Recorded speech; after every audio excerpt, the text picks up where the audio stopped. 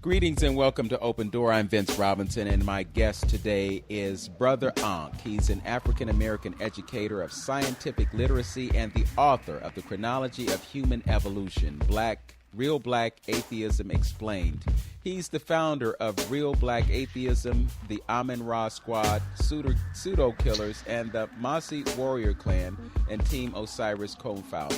Brother Ankh has been educating the black community through scientific literacy for over 20 years.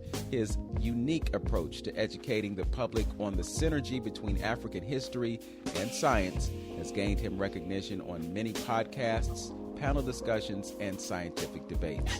In the past 5 years, Brother Ankh expanded his community-building efforts and launched Abdju Wear, a culturally reflective sneaker and apparel company, and invested in the Black Dot Bookstore and Cultural Center. And I believe you are located in Baltimore, Maryland, Brother Ankh? Yes, I'm in Atlanta now. I was born and raised in Baltimore, Maryland. But Okay. I'm in Atlanta now. Okay, all right. Well, I'm sure the South has welcomed you, and I'm sure you're probably glad to get away from the cold that's up there in Maryland. Ooh, boy, what you saying? Well, I say that as we have this conversation. It's 18 degrees outside, and we had snow flurries earlier. So, I guess you're blessed to be where you are, and up here, up north, we just kind of plowed through it. But welcome to Open Door. Hey, brother, appreciate you bringing me through, man. We've had discussions before. I think I was on your show when you brought one of my master teachers, Professor James Smalls, on. Yes. I learned a lot from him, a lot about speaking to just audiences, how to do that, what not to do, and just how to keep it African. So that's one of my elders right there. Okay. Absolutely. All right. And I would be remiss if I didn't mention our good brother, Kevin Chill Hurd, who is the first person I ever heard to speak your name. And he spoke very highly of you, and he reflected a great deal of respect for the work that you're doing with regard to African-centered intellectualism. So I commend you for that, and I'm happy to have this conversation with you today. So why don't we start by just talking about some of the entities that you are connected with? I see that you are connected with the Amun-Ra Squad, the Pseudo Killers, and the Mossy warrior clan. So talk to us about those three entities and what they represent. Well, it started with the reading of the work of Chancellor Williams for me about 20 years ago. And with that reading of the work, Chancellor talks about having, study teams. And so I decided to put together a study team. So, we came up with the name, me and Brother Ishmael Bey. It was a light conversation. I knew what I wanted to do. Called her Brother Ish, and I was like, Ish, let's put together a team, because you had the Allah team at that time. And you had Wesley Muhammad. They called him True Islam back then, and he wasn't African centered. And so he was, Islamic based, and he was making claims, but he was fighting with academia. He has a doctoral, and so he used that to his advantage. And so at that point in time, I kind of realized that, man, we got to put together a study team that can preserve, African-centered scholarship and just Mama Africa, period. And so, I called Brother Ish up and I said, let's do this, put it together. And we was figuring out what we were going to call it. So I said, Amun-Ra team. He was like, no, squad. And just like that sounded right. And so we went the Amun-Ra squad, and just dedicated to, putting together, real authentic African work, writing, because we felt like the elders weren't writing anymore, or just people wasn't writing anymore. And we wanted to make sure the community was in a good space. And so there you go, Amun-Ra squad. And so we dealt with the misinformation in the community. We dealt with it in writing. We dealt with it with videos. And then, there's the Team Osiris, Brother Ngozi. We put that together, and that was a little younger team. And so the whole scheme is to keep developing teams where members from a team develops another team, and to have a tight knit family. And then we get the Masi warrior clan, me, Brother Ben, and the Hisi. So we start that out, and that's the Mossy is dedicated to Africa, specifically West Africa, and making sure that spiritual struggle and spiritual information is taken care of in its proper African context. And so it just got bigger and bigger. And now we got the Pseudo Killers, and that's a team full of non-believers or atheists, and that's crucial for our community because we do not have to believe in a particular God to get to the story of African people. You know, African people have thousands of gods around the planet Earth, 47,000 different types of systems. So we want to be able to catch all avenues. And so the Pseudo Killers, connection to the Amaral Squad, the Masi, and the Amaral Squad, there's a rule we have in place on the Amaral Squad. You cannot practice Islam, Judaism, or Christianity. If you're going to practice a spiritual system, it has to be an African-centered spiritual system. And we're clear with that. You cannot be a member, not less. You cannot be a member if you practice Islam, Christianity, and Judaism. And that rule goes for all the groups. There is we do not accept membership into the study groups if you're a Muslim, Christian, or Jew. Now, if you have an African-centered, original African spiritual system, then that's fine. Now, Pseudo Killers, we don't practice none of that. You just got to love Africa. So, you know, we keep it, and at the center of what we do is the love for Africa, the love for her systems, the love for her ups and downs, her rights and wrongs. And so I think this is powerful, you know, in this time, specifically being in the situation we're in now, that it's important for us to have that literacy, in particular the scientific literacy. So that's basically, you know, what it is. So I think we were specifically talking about, want to go a little bit into the Mossy clan. Y'all can get to our Wikipedia page. Mossy Warrior Clan, y'all can kind of read up on that. It say the Mossy Warrior Clan is a Pan-African scholarship group dedicated to telling the accurate story of Africa by highlighting its history and culture. Let me give you some of the members. Brother Kofi, Brother Sean, Amin, Mayat Ra, urban historian, Brother JC, Brother Fortune's Favorite, and Brother Falls. So, you know, it's, hold on, what I really about. Founding members include myself, Black Panther, and Brother Nahisi. So, you know, I'm particularly proud of the Masi, right? Because they're adding to the scholarship now. They're doing the writing. The Kofi Pasai research team, I think you might have interviewed them. And so, you know what I mean? They're doing the writing now. And so it's important that all the groups produce literature. I have a book coming out probably maybe in another 6 months. And we're going to have some of the works of the Pseudo Killers in that work. And it's a beautiful thing to love Africa, brother. So I mean, I can't really express the love I have from Africa.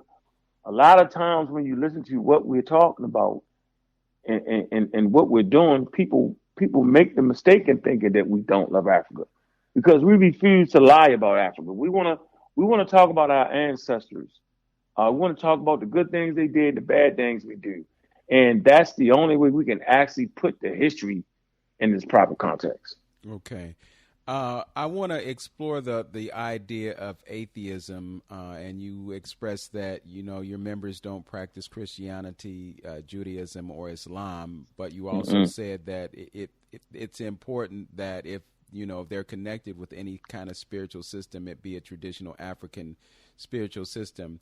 There are some who might argue that Christianity, Judaism, and Islam are all African religions, or they were derived from an African context. But when you mention the term atheism and you juxtapose that against the reality that most of us have some type of connection to one of those three religions, how do you juxtapose an African spiritual system against the concept of Black atheism and marry those two?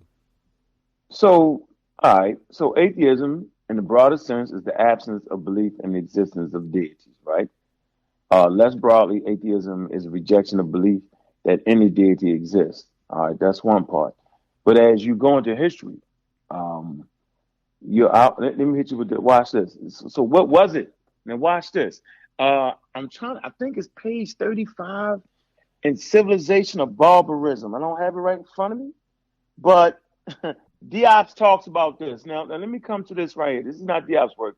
This is classical Greece and Rome. It says in Western classical antiquity, theism was the fundamental belief that supports the legitimacy of the state.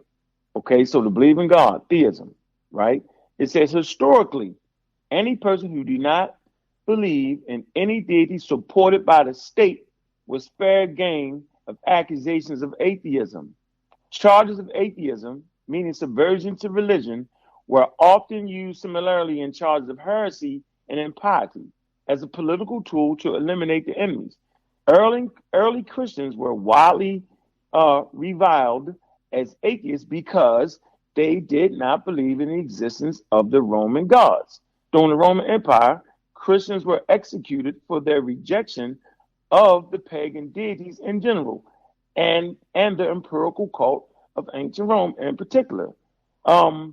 So African people who was literally enslaved for 1,000 years under Islam should reject the state-sponsored religion of Islam. African people who was enslaved, right, based off of Christianity, you got Pope Julian VI, right? He writes the Papist Bull. Remember, they draw the line down the map, okay? It's called the demarcation line. Look it up. This is during the age of exploration for the Europeans. And they was going out in these intercontinental ships and they were sailing. They were trying to sail around to get to India, right? They didn't want to go through China. They didn't want to pay those taxes. They didn't want to do none of that. And so they were starting to try to find out, trying to get more spices and sugars, the whole 9 yards, right? And so they need to figure out a way to do these things. And so the Pope actually gives Spain the Americas. That's where you get Christopher Columbus over here because Portuguese and Spain was fighting against each other. They started to fight over these resources and what lands they was going to claim. And so Rome, the Pope got tired of that. So he draws a line down the map. It's called the demarcation line. And it states, right, whatever area you discover that does not have a Christian monarch, you can enslave the inhabitants and bring their souls to Christ. Okay, once again, it's called the Papist Bulls. Pope Julian VI, right? I suggest everybody look it up. And when you read this official document, read it, okay? It talks about whoever land you discover and they're not a Christian monarch, you can bring them, you can enslave them and bring their souls to Christ. From that moment going forward, I recognize that I just can't play the Christian game. And obviously Christianity is not an original African spiritual system. And obviously Islam is not a African spiritual system. We have incorporated it, but it's not the original systems that we had. And so to understand that they use Christianity as a mechanism and they use Islam as a mechanism, as a tool to enslave African people, it made me start to look at the world in an African-centered point of view. Okay, and so that sounds like a good place for us to take this pause, and I really appreciate the explanation that you're giving, because I am absolutely certain that there are probably a lot of folks who are listening who have never heard an explanation about that history, so to speak. We're going to resume our conversation with Brother Ankh, the founder of the Amen-Ra Squad, among other entities, when we continue our program. You're listening to Open Door on 95.9 FM WOVU, a Burton Bell Carr community radio station. We'll be right back. What can you do in the battle against COVID-19? Your first task, wear a mask, protect yourself and others. Give those hands a 20-second shower with soap and water. Give others space 6 feet just in case. Get good nutrition, ingest Ingest for digestion. Vitamin C, D3, and more. Elderberry, zinc, and echinacea from the store. Get some fresh air. Go climb some stairs. Let go of stress. Make sure you rest. Your breath is the key to life. Strengthen your immune system, follow the guidelines, and win the battle against COVID-19. Armor up. What's up, Cleveland? It's your girl, Jazzy J, and I just want to know, have you downloaded our app yet? Yes, our app for Androids and iPhones. All you got to do is go to your app store and download WOVU 95.9 FM, and you can listen to us anywhere. We're back. Open Door with Brother Ankh down here in Atlanta by way of Baltimore. And as you listen to him speak, you can tell he's from Baltimore. You sound sort of like somebody that we know from Baltimore that's blown up around the world, but I'm not going to mention her name, but we know who you're talking about. Welcome back to the show. As we took the break, you were explaining the connection between Christianity and the slave trade, and I want you to continue your discourse about that. So we was talking about atheism and what about it in Africa. And so I think the point was clear. We need tools. And so for me, my Real Black Atheism, you can Google Real Black Atheism. And of course I made it up because that's what intelligent people do. Africans have been making up things to set barometers and understanding of their world. Like we need to put together tools that will help us make sense of the madness. And so it's important for us to look through the lenses from an African perspective because we have agency. So I just wanted to show my agency. So we talked about atheism. And when I put it together, it was about going against the state-sponsored religions. And I gave you the reasons why. We talked about Islam enslaving Black people. The Quran does not reject slavery. It endorses slavery. The Old Testament endorses slavery. The New Testament endorses slavery. Now, the Old Testament, New Testament, and the Quran, it does not endorse kidnapping. It's illegal. Okay, that's why we call it the transcontinental kidnapping trade. In Rome, they endorsed slavery. In Greece, they endorsed slavery. But once again, kidnapping was illegal. Okay, African systems, although at a certain point it fell to enslaving people. Now there wasn't any chiefs actually enslaving their own people. Let's get that straight. We always make the mistake, and we don't make this with Europeans. You would never confuse a Russian with a European, or a Brit with you know what I'm saying, a Brit with a Frank. They don't make those mistakes. But when you come to Africa, they make it seem like we were just one monolithic people. That's not the truth. And so when we talk about slavery and enslaving each other, we never enslaved our own people, one, and the economy was not based off of a slave system at first, right? Read Chancellor's work, and he details this in nauseam. And so once they started to disrupt the trade, the same thing that happens in our communities where the businesses that are functioning in our communities aren't owned by us, right? And I don't want to point the finger because we play a grave role in not owning our own businesses. But when the money making mechanisms is controlled by other people, you're actually messing up the trade and commerce in this community because we don't control anything. And the fact that we don't control anything, it causes the community to be a hood. A hood is a place where you do not control the money making mechanisms. Now, I bring us to this point to say that's the same thing they did in Africa. What they did was they actually started to mess up the trade. They started shutting down trade routes when the only commodity to make money to survive as a tribe was the slavery. Just like when you really want to make some money in America in a hood, yeah, the options are limited. And so people digress to selling drugs because that's the flourishing trade. You know, humans are very weird, but it is what it is. And so I give you these examples to understand that we had flourishing trade before Europeans came in. They came in and they decentralized the trade. And so they left us with what? What was the money-making mechanisms? Slavery. So these kings that once wasn't in it, now they start to participate in it. Less than 0.0000% of African kings actually even participated in the slave trade. So I'm saying at first we wasn't doing it.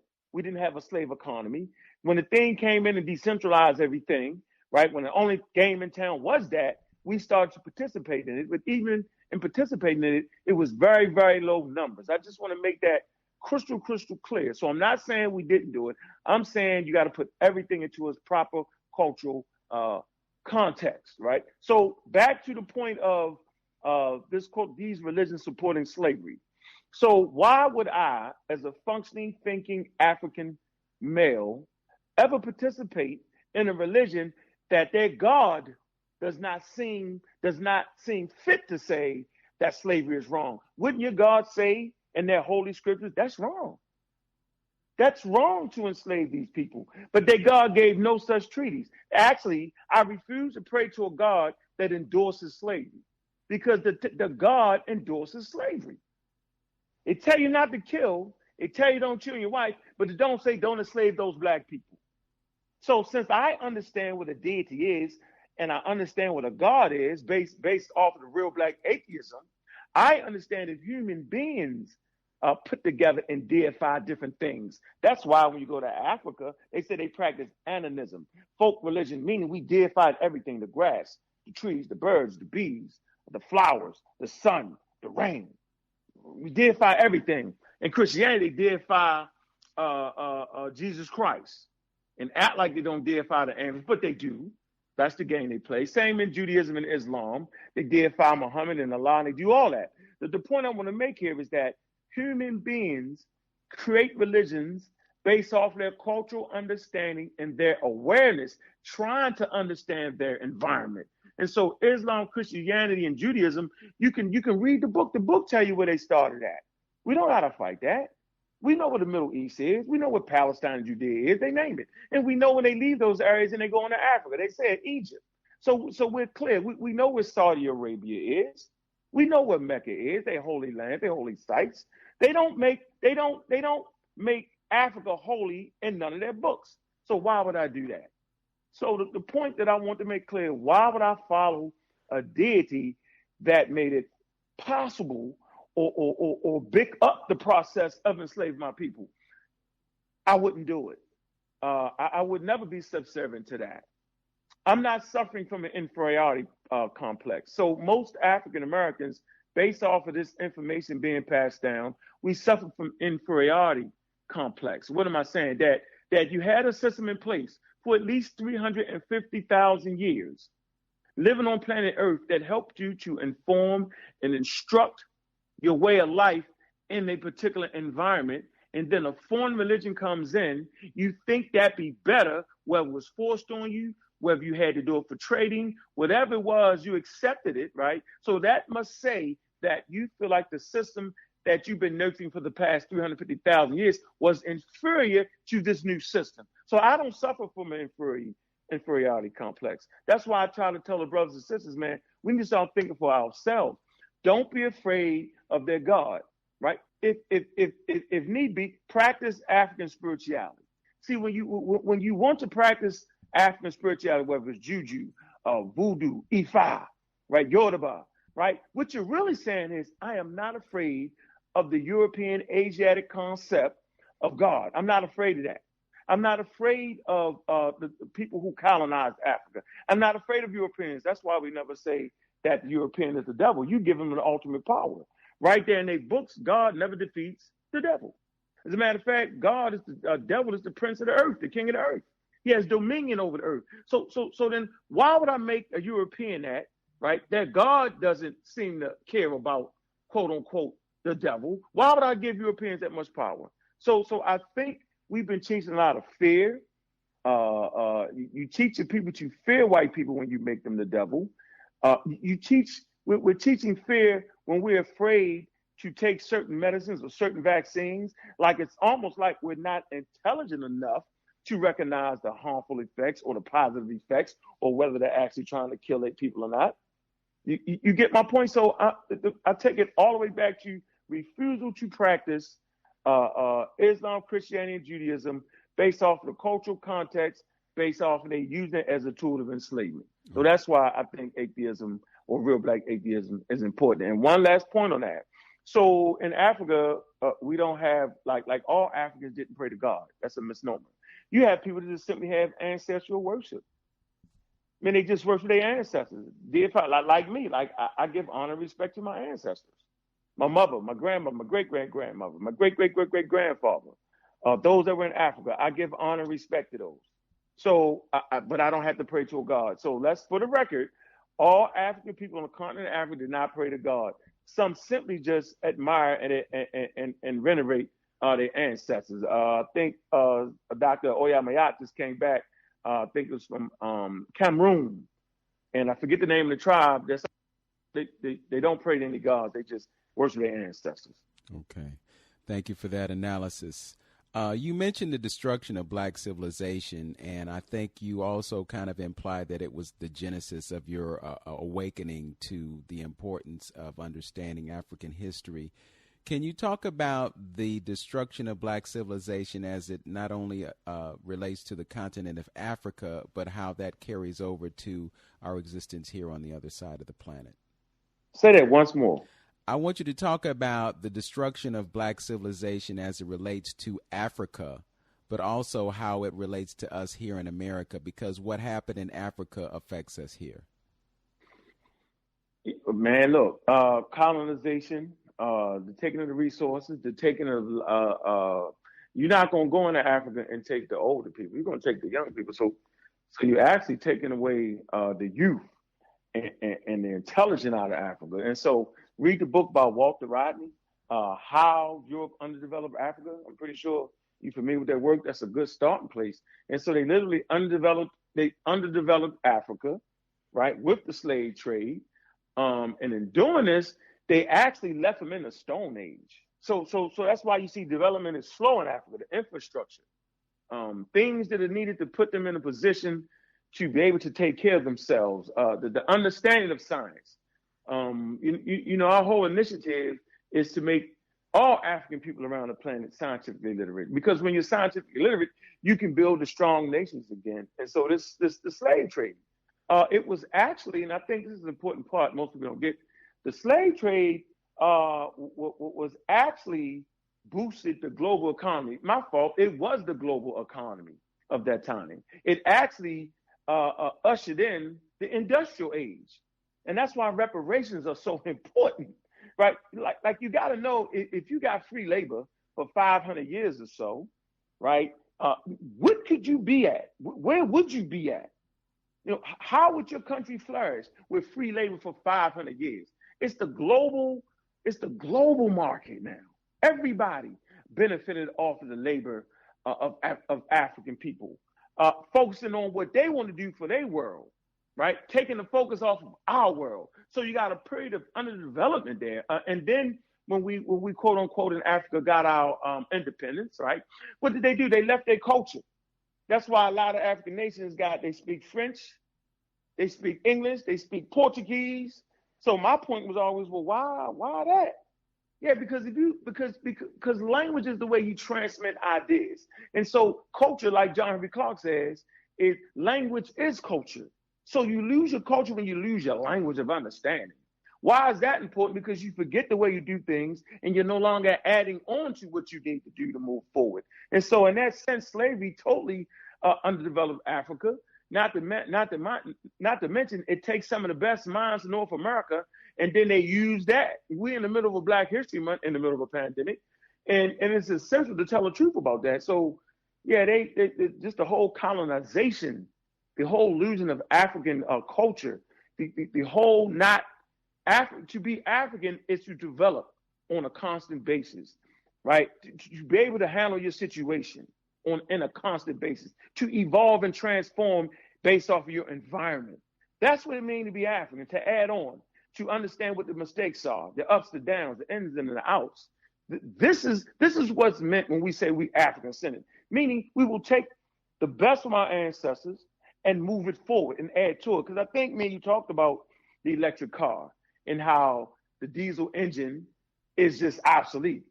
I mean, that's important to know that. And so when the first intercontinental wooden ship came to Africa, that rendered all the canoes obsolete.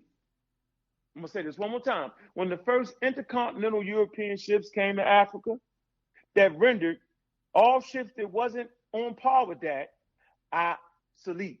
And so based off of the fact that they underdeveloped Africa, and based off of the fact that they underdeveloped African psyche in North America, it actually rendered us helpless, because that's exactly what slavery does. And I hope this answers your question. It actually renders your free thought to have agency over what you need to do. Because just having this conversation, you would say, well, man, I get it. If Christianity, Islam is a cultural system, because that's exactly what it is, it's defined by geography, it's defined by history, and it's defined by a people. Okay? You can never forget that.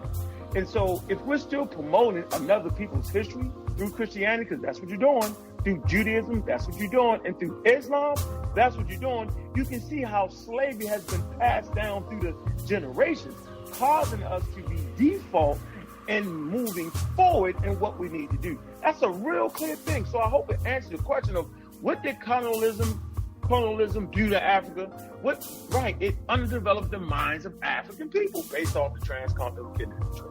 Okay. We're going to have to button up this segment right there, but we will be right back momentarily. You're listening to Open Door on WOVU 95.9 FM. My guest is Brother Ankh.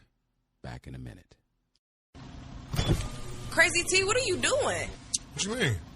Why are you about to throw that out the window? I'm saying I'm done with it. I didn't want to junk your car up. I was looking out for you. No, I'm sure we'll make it stop. You could throw it out a trash can or something. In fact, wait, I got a little bag I usually keep, right here. I'm saying, is it that big a deal? The window's right here. Of course. This is our community. We live here. This is our community. I know. You're right. Why would you want to junk up our own community? I ain't know you was going to get all, whatever, civil rights on it or whatever. You're right. My bad. I didn't know. You should be in the uproar yourself, too, when you see people do it. You know what? I'm going to do better, because, this is my community. I got to live here. You're right. We all need to do better. Don't litter. Littering is a serious offense, punishable by fines up to $500 and or 60 days in jail. Don't litter. This is your community.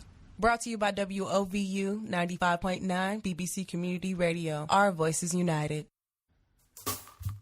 We're back on Open Door with Brother Ankh. He is the founder of Real Black Atheism, the Amen-Ra Squad, Pseudo Killers, and the Mossy Warrior Clan. And we were talking about the destruction of black civilization and the impact that it had in terms of colonialism, how that affected Africa and how it affected us here in the United States. And one thing that I was thinking about as you were making the comments, that whole idea of infrastructure and the departure of the colonialists back to Europe, but the tentacles that were left, they were very intentional about not leaving a framework that would allow them to provide for themselves. So when you look down the road, you don't see a whole lot of manufacturing.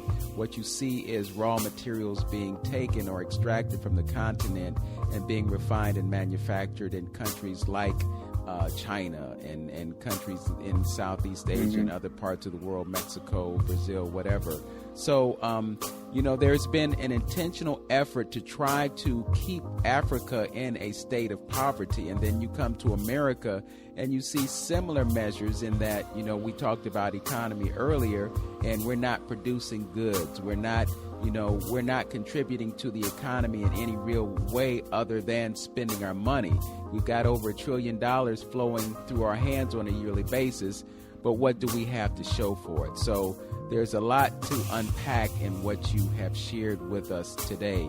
Do you have any suggestions for what can be done to raise consciousness, to motivate folks to be more inclined to involve themselves in commerce, involve themselves in trade, involve themselves in manufacturing, involve themselves in developing relationships with our brothers and sisters on the continent of Africa to raise our own standards? So you said something that was valuable, and people will try to act like what you said wasn't accurate.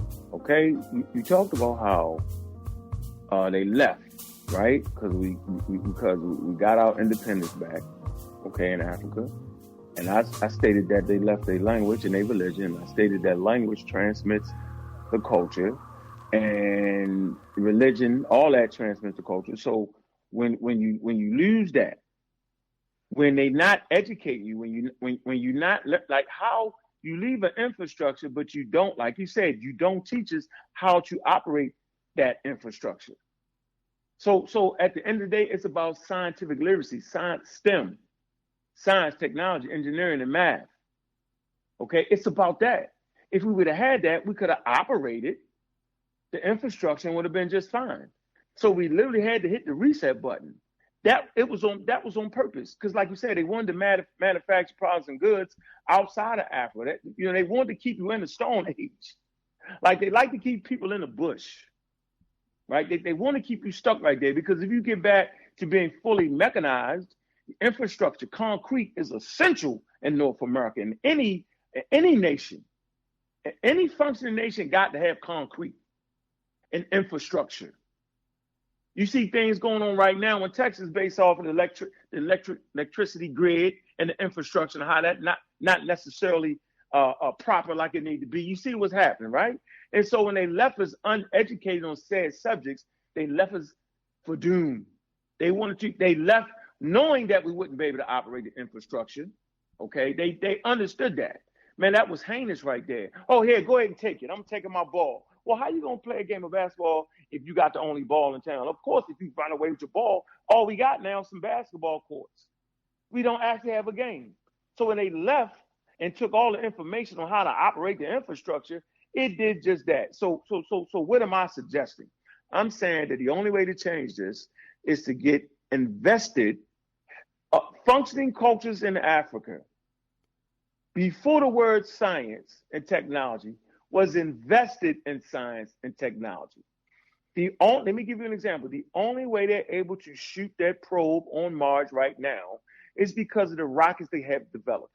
But you do not develop a rocket out of thin air. You have to develop a system that projects the rocket, but you don't develop that out of thin air. You can go back to the first tool makers 3.5 million years in Kenya, Australopithecines, where they developed hand tools. Okay, this is the beginning of the great arms race. This is throwing a rock. It's the beginning of a projectile. The body is actually putting energy into the projectile, and you throw it. So wait a minute. You take that rock, you shape it. You add a stick to that. Now you got a hatchet. That's a better tool. You can throw that hatchet even farther, more directly. Now you take that stick, that hatchet, and you elongate it, and now you got a spear. But the body is still the projectile, and you throw the spear. Wait a minute. Now you shorten the spear, okay, to a quote-unquote arrow. You put the tip on the arrow. You take a bow. Now humans are no longer the actual power behind it. Now you have energy behind it in the form of a bow, and the bow gives the arrow energy so they can travel farther than anybody could throw a rock or a stick.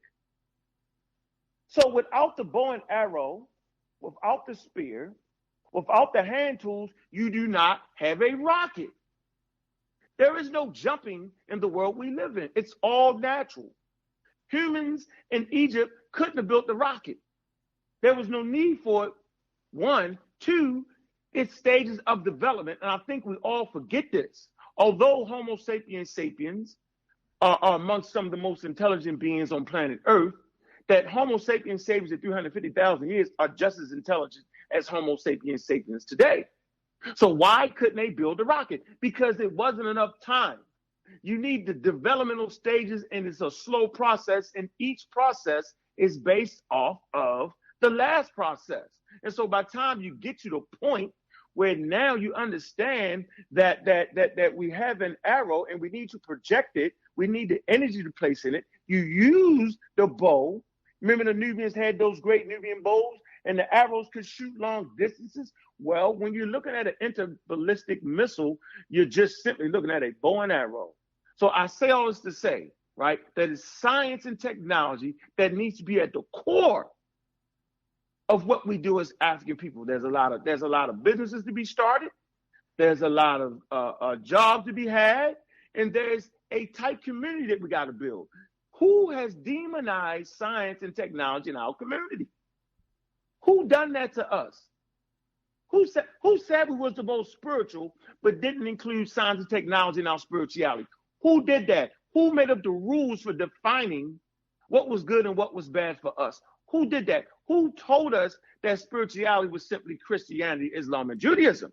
And if you practice voodoo or pray to the god voodoo, then all of a sudden that's evil. Where do you get the term witch doctor from? So now our traditionalists who understood herbs, now all of a sudden they the witch doctor. The pharmaceutical companies absolutely sit down with indigenous tribes in the Amazon, indigenous tribes in the forests of Africa, and they get the quote unquote raw materials, the herbs, right? And they synthesize it. Well, wait a minute. Where does learning how to synthesize something comes from? Percy Julian, look him up. Percy Julian or Julian Percy. He's an African American chemist. All right. He went to DuPont. He worked for DuPont. He started his own pharmaceutical company. He was a millionaire. He started in Mexico. He's the first person to reach total synthesis, where he unlocked the magic of plants. And so you unlock the active ingredients in the plants, you separate it, and you know exactly what it is. So this is why this particular herb works, or this is why this does this. So African people are at the forefront always anyway. Who's at the forefront of creating the Moderna vaccine? A sister from Kenya. She's the lead scientist on the program of developing the mRNA vaccine. So African genius has been here from the start. Where in the world do they even get vaccinations from? Like, who idea was that? West African. Osiris, 1703 in North America. African colonies, African slave colonies, kidnapped victims were practicing inoculation into the Americas before the Europeans ever thought about it. There was an outbreak in 1704 of smallpox, which they have officially eliminated off of planet Earth based off of vaccinations, based off the African genius.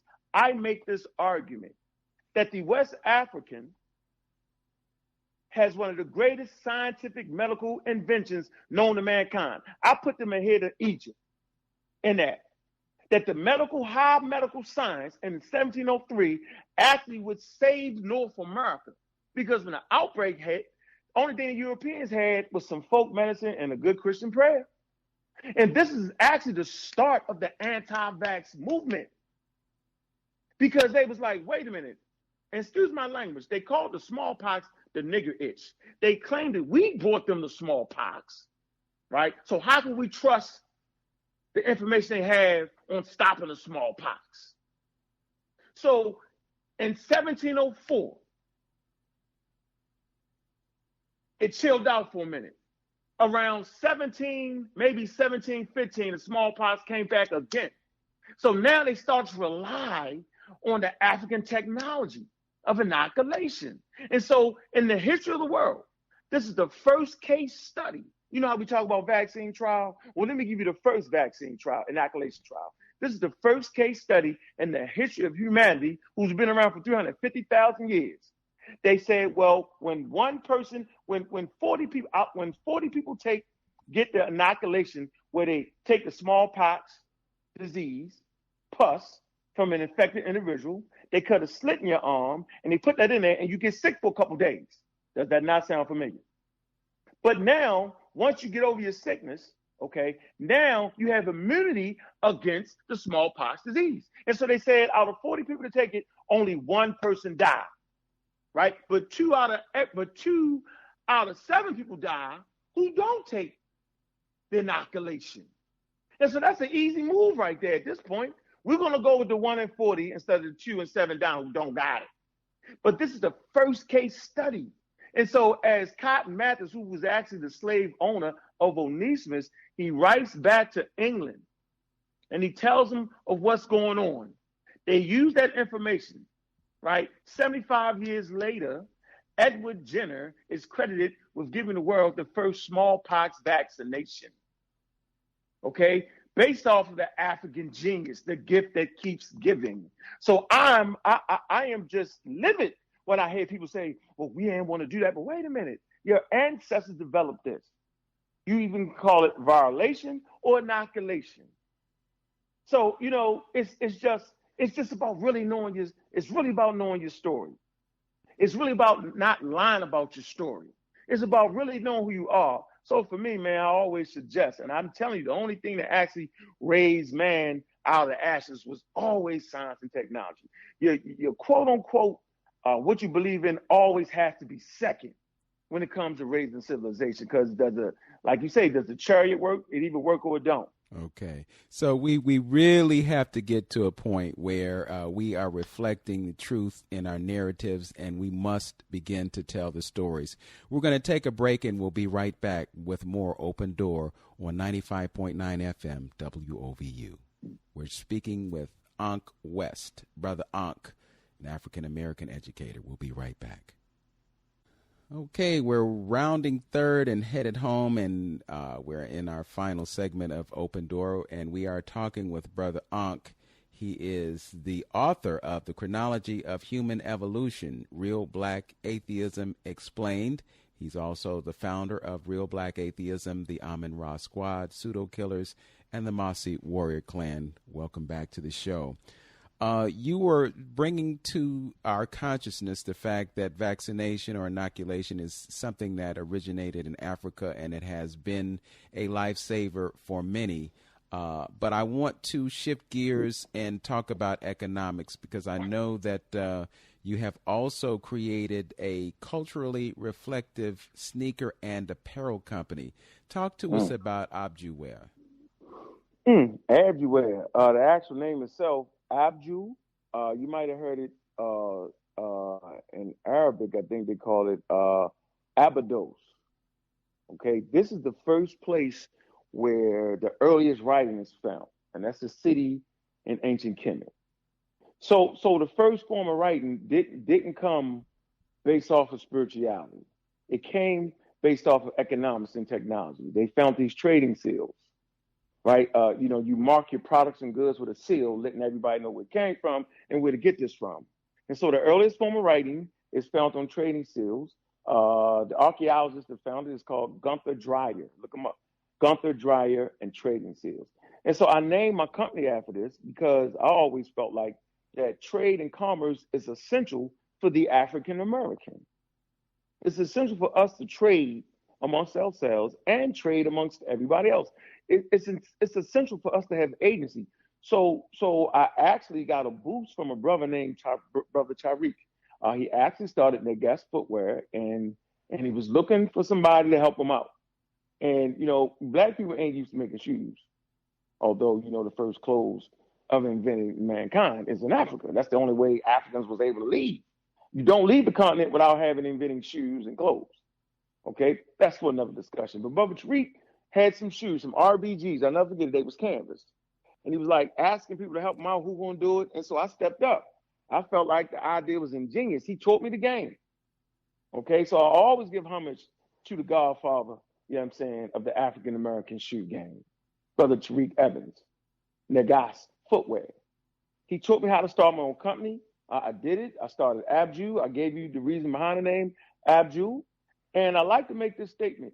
You can tell your level of commitment to racism, white supremacy by what you have in your closet. So everybody, when you get a chance, get up, take a look in your closet, and see your level of commitment to racism, white supremacy. And so the development of the Lucille Parks, that's my high top shoe, was to show the African American, the young ones, that, man, you can have your own company too. You can inspire, the colors, the red, the black, and the green, Garvey. You know what I'm saying? That you can dream, and they make shoes on the moon and we can't go, huh? So I just wanted to show the world that, man, we can go. I don't need you to go get my shoes for me. I can not only go to the source, I can get the shoes, right? And I can sell them. So we just totally removed the middleman out of the process. And I think that's just essential. Maybe soon one day we'll be able to make our own shoes. But the point is, man, we don't always need a middleman. So I think I wanted to take that risk. Shout out to my mother. She's no longer with us, right? But the spirit of her, when I say spirit, I'm talking about the DNA. The DNA that she gave me, half of my mother, half of my father, inspires me continually to stay on this path. So yeah, the company, man, y'all can go to abjuwear.com, African centered. We got all the Amaral Squad, the Masi, we got the Pseudo Killers, sweatshirts, sweatpants, jackets, business class shirts, button downs. We got the golfing shirts, the Sarah, the son of the sun shirts, all the logos. And I mean, it's just important, man. So that company right there is what I use, to educate the people, man. I don't get a lot of donations and stuff like that, man. We do this, right? And I think it's just important to give examples. I'm also an investor in the Black Dot Bookstore and Cultural Center in Lithonia, Georgia. Shout out to the Black Dot Bookstore. So it's just what we do, man. It's the love for Africa. And sometimes when people hear me speak, they be like, "Yo, well, ain't no atheists in Africa." Well, wait a minute. So I'm not knowing that I know what all African people believed from 350,000 years ago. I just wouldn't know. But what I do know is they would have had the same mind. Everybody didn't believe. I mean, it's just simple. There's always a certain segment of the population that just don't believe. So that's what I want to say. Yeah. Well, it's interesting that there are those who are practitioners of Western medicine, but then when they get certain ailments, they go to the quote unquote witch doctor or, somebody who's acquainted with herbs or things that actually work and have been proven over time to work, and people continue to use them because they have worked. So it's kind of a dual-edged sword, so to speak. So I just thought that was kind of interesting. Yeah. I also wanted to mention the film Black Panther. Mm-hmm. A couple of years ago, that film came out, and then all of a sudden there was a resurgence of folks relating to their African ancestry or identity. And I'm just curious, from your perspective, having launched this clothing line, have you seen any success in your products as a result of that spike in consciousness that came from that film? Yeah, it was a spike, but how long is it going to last? It's always a spike, but it need to be constant. I mean, I think that's important. Yeah. And then the question becomes, how do we maintain that, because it's like we wake up and then we go back to sleep. I mean, you're the author of a book and you're connected with a lot of brothers and sisters who are involved in intellectual pursuits. But then when you look at us as a whole, we gravitate towards films and movies and television shows, and we may not be so inclined to pick up that book. For instance, I attended a few sessions that you had when you're studying the book, The Destruction of Black Civilization, and I found it absolutely fascinating to revisit something that I read 40 years ago and have it come to life again, simply because, the brothers are on the call and they're reading the words and they're resonating again. But, there's a saying, if you want to hide something from black folks, you put it in a book. What kind of a challenge does that present to you in terms of, this attempt to raise consciousness in our community?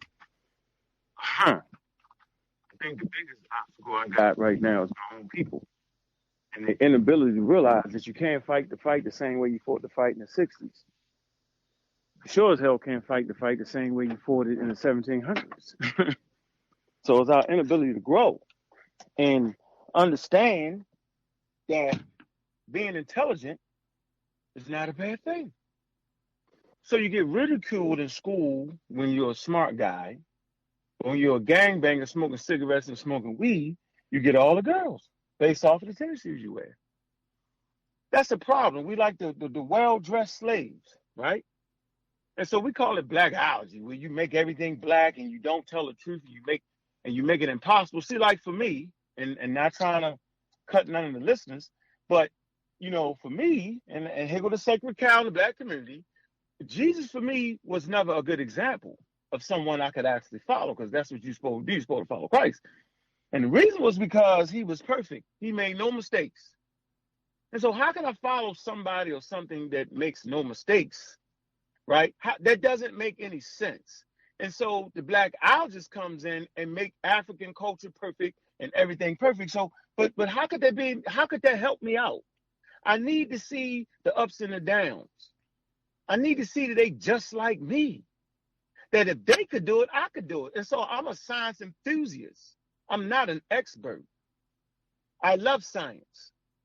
I read the same information that the doctors read.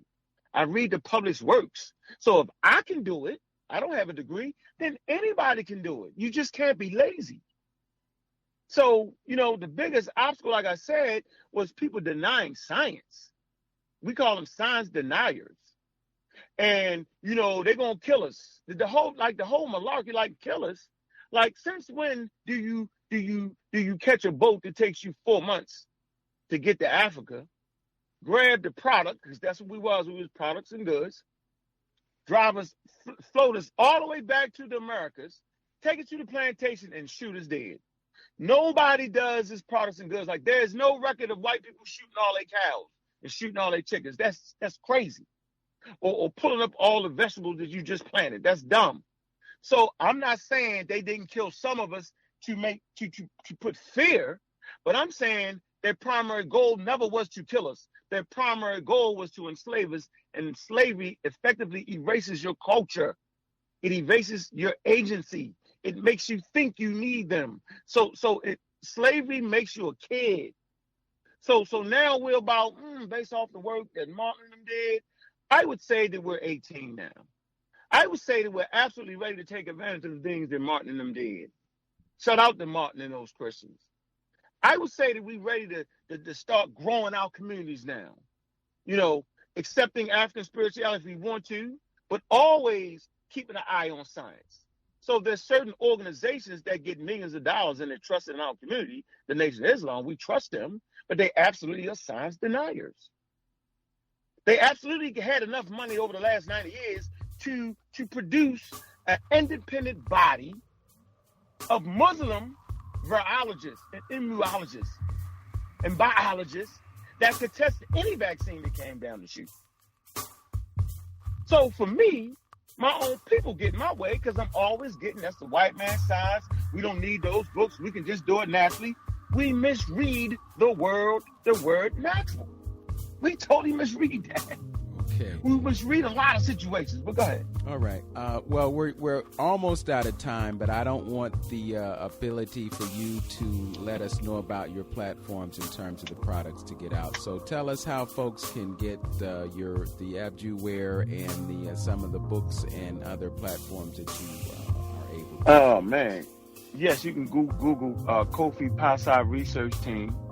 You can go to our Wikipedia page for the Mossy Clan Warriors. You can Google the Amaral Squad.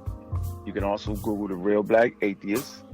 You can we have YouTube channels. The Pseudo Killers. You also have the Dagger Squad where they talk about religion. Break that down. The Amaral Squad has a YouTube page. And Masi has a YouTube page. We also have Science with Sean. He breaks down the coronavirus every day. So every day we're on our studies with this. Every single day. We want to be able to have intelligent conversations with doctors. We bring virologists on our show. Black and white. So support those pages. Support the store Abdju Wear, ABDJUWEAR.com.